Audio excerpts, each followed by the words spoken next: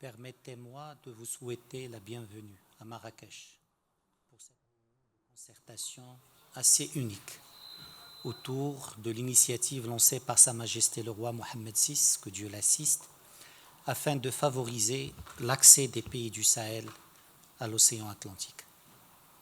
Cette initiative royale, comme vous le savez, a été annoncée par le souverain dans son discours du 6 novembre 2023 à l'occasion du 48e anniversaire de la Marche verte. Sa Majesté le roi avait alors déclaré, je cite, « Pour résoudre les difficultés et les problèmes auxquels se trouvent confrontés les États frères du Sahel, la solution ne peut être exclusivement sécuritaire ou militaire, mais elle doit se fonder sur une approche de coopération et de développement commun.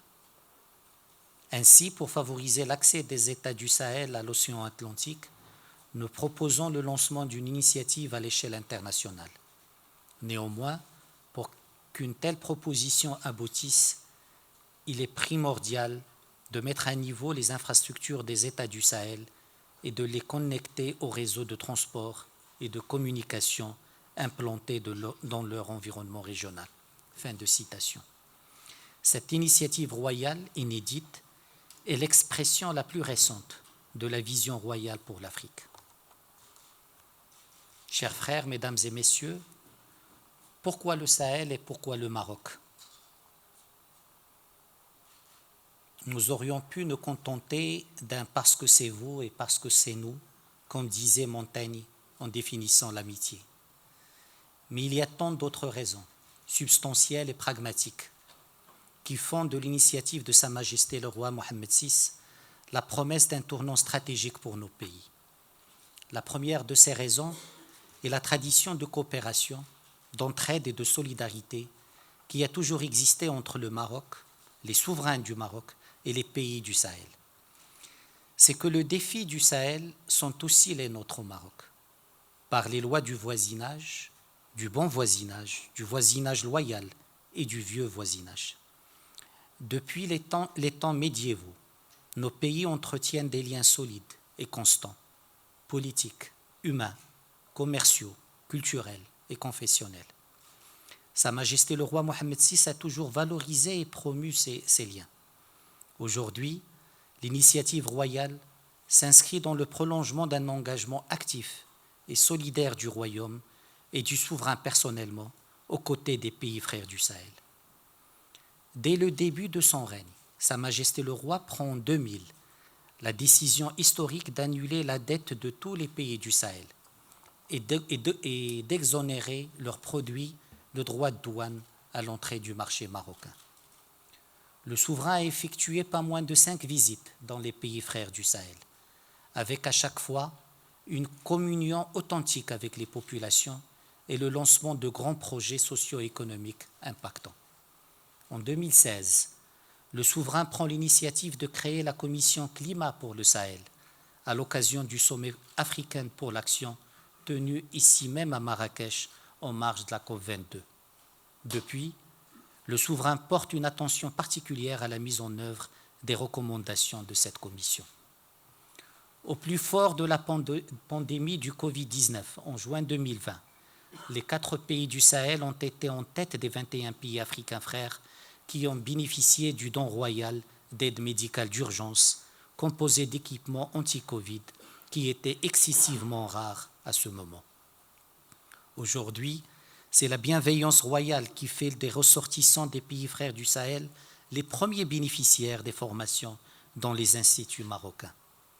Ceci est vrai en matière religieuse, au sein de l'Institut Mohammed VI pour la formation des imams morshidines et morshidat, puisqu'il y a au moins 500 imams maliens qui ont été formés, 200 imams nigériens et 199 tchadiens.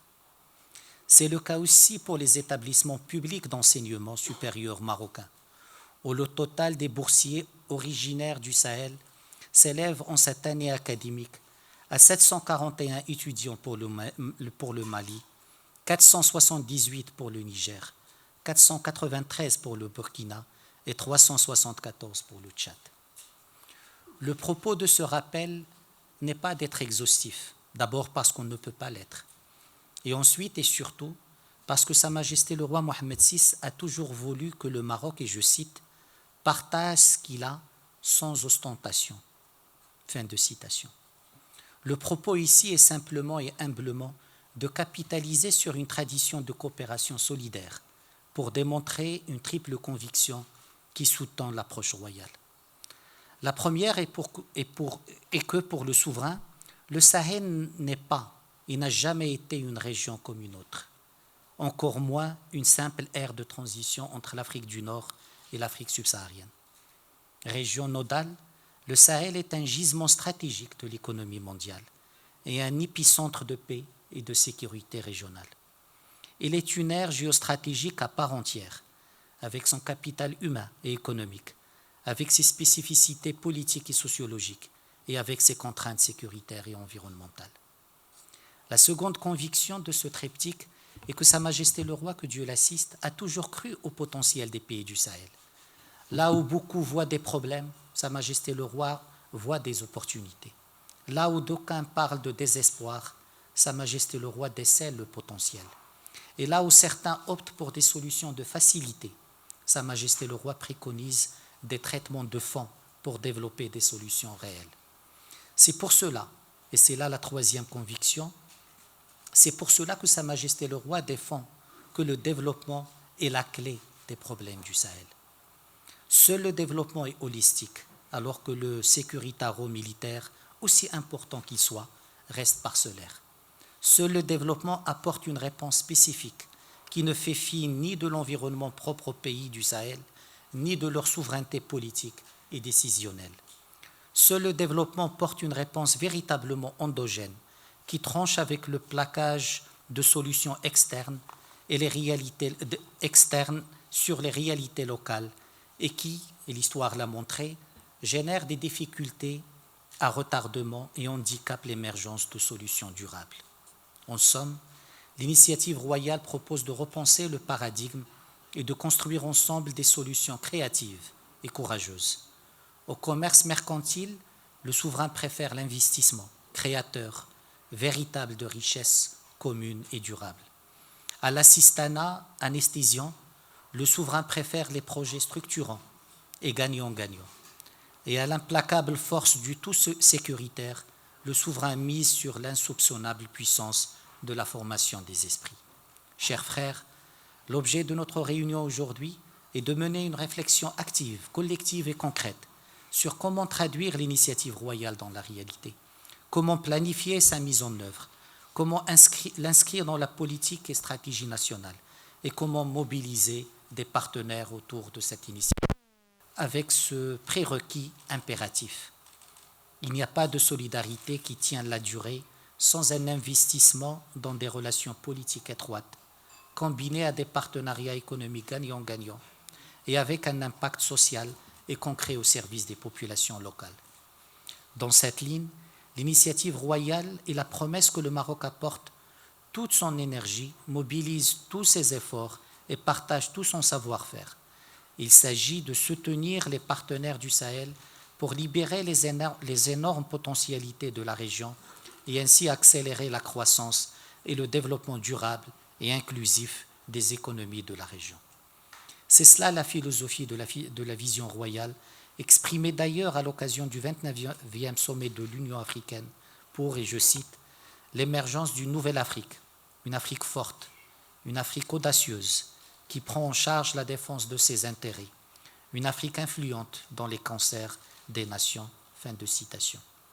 Car l'afro-optimisme au Maroc est au fond un afro-pragmatisme.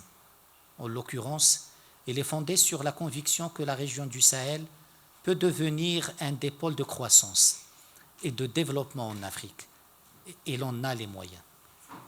Si les forces du mal, terroristes, séparatistes et autres spoilers, arrivent à régionaliser leurs menaces, il n'est pas de raison que les forces du bien ne puissent pas régionaliser la croissance et le développement au bénéfice des populations.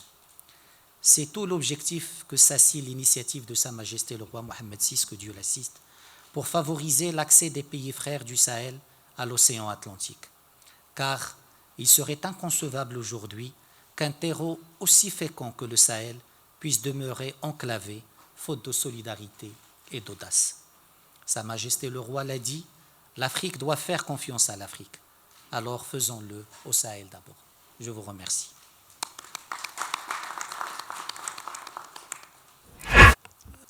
S'il vous plaît.